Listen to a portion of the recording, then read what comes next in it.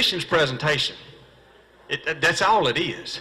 You can have 14 different color worms and 14 different color weights. If you make the right presentation, he's going to bite it. That's why you see some of the best fishermen in the country fish the simplest. When you're in the boat with him, you think, man, this really ain't that pretty after all. This is kind of like an old blind date. It's working, but it ain't real good to look at. I've been in the boat with Kevin. Kevin's been in the boat with me. We laugh about it. One thing I'll say about Kevin after talking with my mind coach, him and I sit down and we're watching the clip. My mind coach reports back. We have our second meeting. He said, I got a clip I want you to watch on a computer. It's Kevin Van Dam, one of the last day tournaments at Wheeler. He's up against Jeremy Starks for 1 and 2. Jeremy Starks said the fatal words, Van Dam who? That's what you don't say. That's like saying Mike Tyson might have bit you on the ear, but he won't bite me on the ear. Yes, he will. Just tell him. He will bite you. Maybe not today, but he will catch you. Well, they're out there fishing, and Kevin gets about a 5-pounder on a crankbait. You know, Kevin's series 5, sexy shad, circus, whatever those things are he throws, you know. The fish jumps and comes off. Kevin never acknowledges the cameraman behind him or nothing. Bait comes in, right back out. He's reeling it down there. The very next cast, he said, I got one. About a 4-pounder jumps and comes off. Kevin never turns to the camera.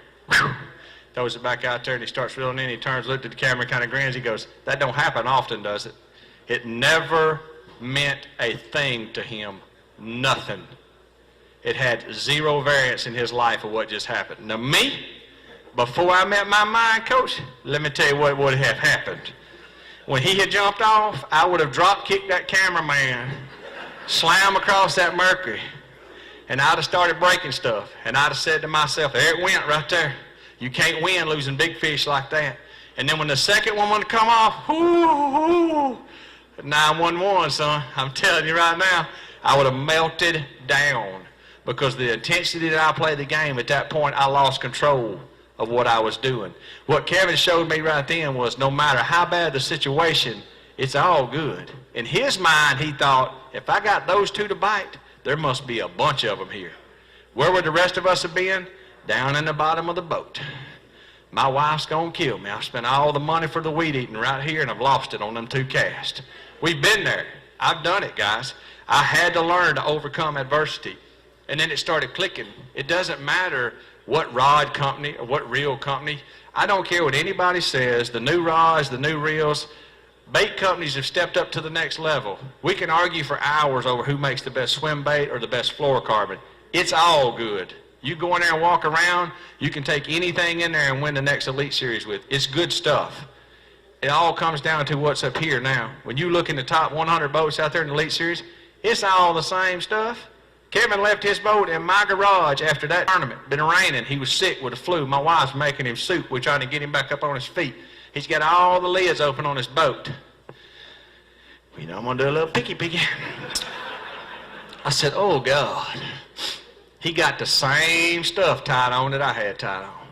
The exact same baits. It was the most eye-opening experience I'd ever had in tournament fishing to realize in my mind, I had created something that I thought he was like throwing underwater at super brush piles with 2 rocks and the moon shining on it on the east wind or something.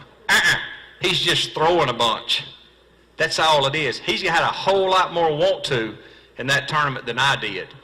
So sometimes when I tell people that, they look at me like, really? Is it that simple? Yeah, it's pretty much that simple. You ever been fishing with somebody, he's just in the back of the boat wailing around, just catching on them, and you up there just trying, you know.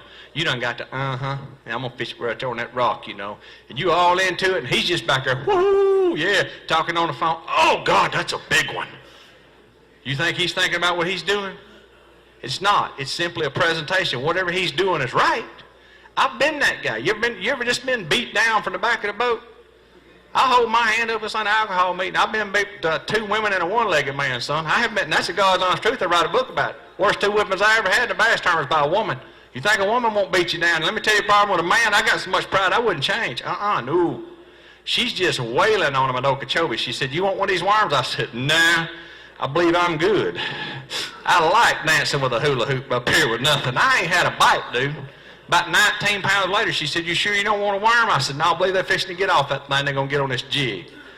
Stupidest thing I've ever done. Foolish pride kept me from making that adjustment. So when I say I've been beat from the back of the boat, I've been plastered from the back of the boat. And if you think you're too good to get in the front of that boat and somebody can't get back here and change how you feel about yourself, wrong.